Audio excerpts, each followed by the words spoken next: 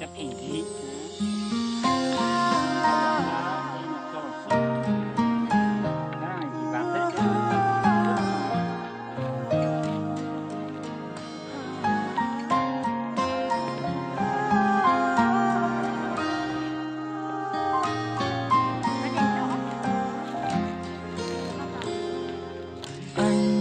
chờ em nay đã bao ngày, chờ em thu tới đông tàn, chờ em cơn mưa muộn màng.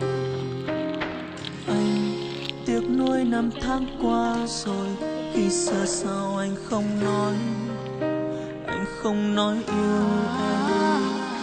Anh tiếc nuối vì anh không dám nói rằng anh yêu em, để giờ lạc mất em.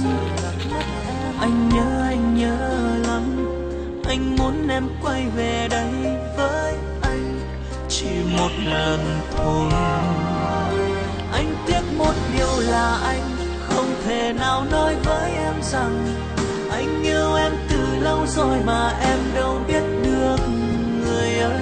Bởi vì anh cứ im lặng, vì anh sợ em sẽ bận tâm, vậy nên cứ yêu thầm em không dám nói. Anh cứ nghĩ rằng lặng thinh rồi từng ngày